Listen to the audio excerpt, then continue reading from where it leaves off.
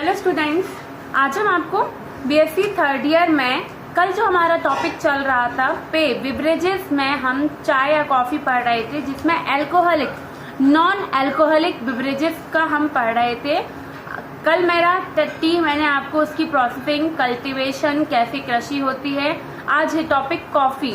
आज हम कॉफी के बारे में आपको बताएंगे। तो सबसे पहले कॉफी का बॉटनिकल नेम क्या होता है।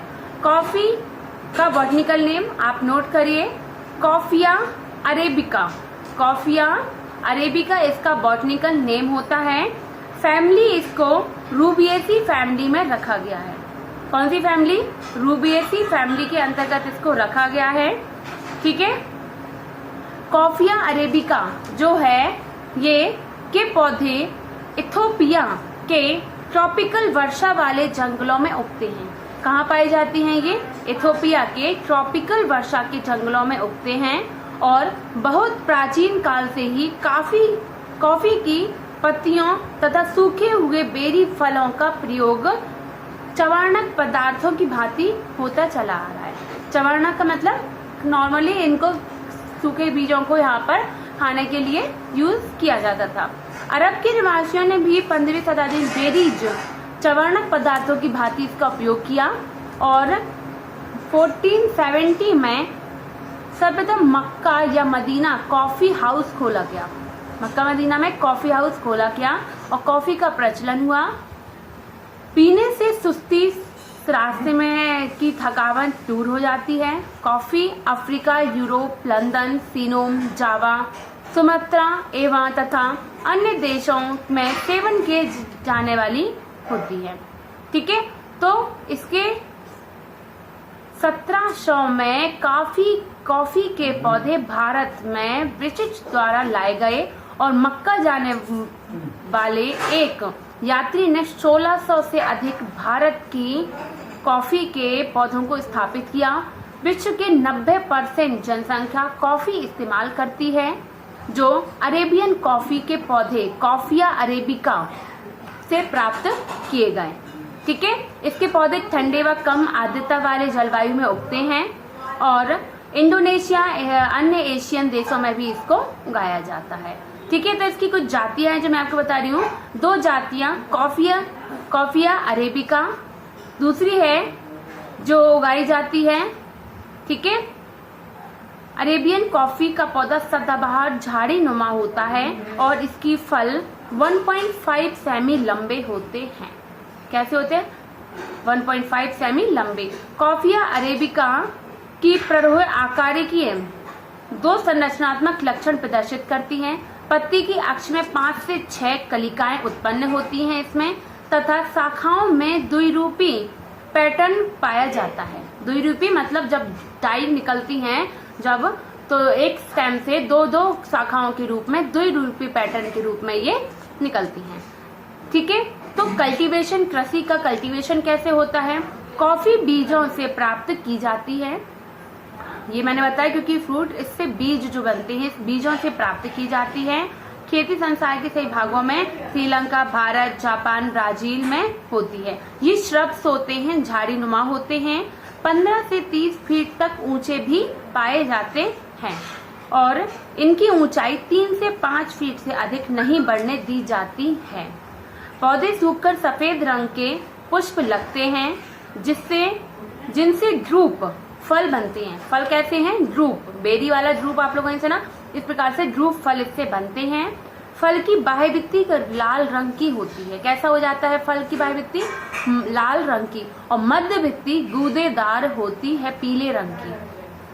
अंतःभित्ति पतली व कड़ी हो जाती है, ठोस होती है।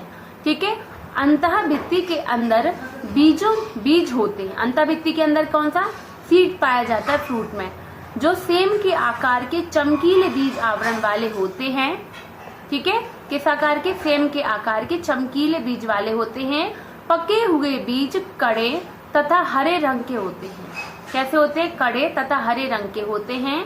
पके हुए फलों को तोड़ लिया जाता है और जिन्हें 2-3 सप्ताह तक धूप में सुखाया जाता है। ठीक है। इसके पश्चात इनकी जो बाह्य भित्ति होती है, लेयर, बाहरी आवरण को एपिकार्प जिसे हम कहते हैं को पृथक करके गूदेदार भाग को निकाला जाता है। इसके पश्चात जो अंतःभित्ति सहित फलों में फर्मेंटेशन कराया जाता है। अंतःभित्ति सहित क्योंकि जो अंदर वाली लेयर थी उसके अंदर सीड था और फिर कठोर लेयर थी, फिर उसके अंदर शीट था। ठीक, तो उसके साथ फर्मेंटेशन किया जाता है जिससे अंतःभित्ति पर लगा हुआ गूदा पृथक हो जाता है। ठीक है, तो फर्मेंटेशन के बाद गूदा भी अलग हो गया, बचा क्या? सीड्स। तो कॉफी का इस प्रकार से कल्टीवेशन किया जाता है, निकाला जाता है और है इसका आर्थिक महत्व। तो इसका यूजेस आप सभी जानते हैं कि किस लिए किए जाते हैं। फर्मेंटेशन के पश्चात बीजों को धूप में सुखाया जाता है और मशीनों की सहायता से एंडोकार्प, क्योंकि उसके अंदर भी जो भित्ति है को पृथक करके, एंडोकार्प को पृथक करके बीजों को प्राप्त कर लिया जाता है। इन बीजों को भूनकर पीसा जाता है और कॉफी तैयार की जाती है, जिसे शीशियों में भरकर बाजार में सप्लाई कर दिया जाता है। तो कॉफी के प्रयोग से मानसिक तनाव, अन्य प्रकार की थकावट कम हो जाती है। इसके सेवन से पेशावादी बनती है, अतः रोगियों को औषधि के रूप में दिया जाता है।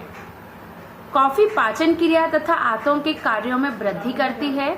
कॉफी के फलों से प्राप्त गूदा पशुओं के लिए चारे के रूप में प्रयोग किया जाता है तथा जो एपिकार्प थी वह खाद बनाई जाती है। उससे क्या बनाई जाती है? खाद। इसी प्रकार अल्कोहलिक बेवरेजेस में यद्यपि जो अल्कोहल युक्त पेय पदार्थ होते हैं उनके सेवन करने से स्वास्थ्य पर कुप्रभाव पड़ते हैं, किंतु आधुनिक युग में इस प्रकार के पेय पदार्थों का प्रचलन बढ़ रहा है और ये महत्वपूर्ण हो गए हैं, जैसे बियर, ताड़ी, ब्रांडी, जिन शराब आदि। ठीक है, इन पेय पदार्थों को अंगूर, आलू, जौ, सीरे से तैयार किया जाता है।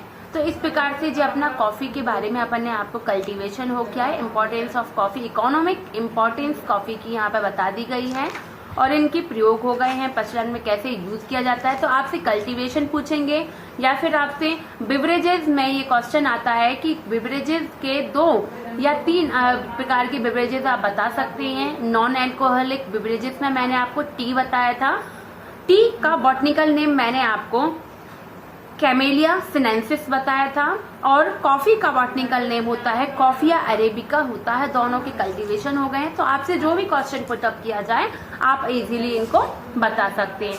ठीक है, और इस तरीके से बेवरेजेस के बॉटनिकल नेम, कल्टीवेशन के नाम से भी क्वेश्चन आएगा कि कल्टीवेशन आप किसी बेवरेजेस का बताइए, तो आप एग्जाम्पल देके इसके कल्टीवेशन के बारे में बता सकते हैं। ठीक है स्टूडेंट, थैंक यू।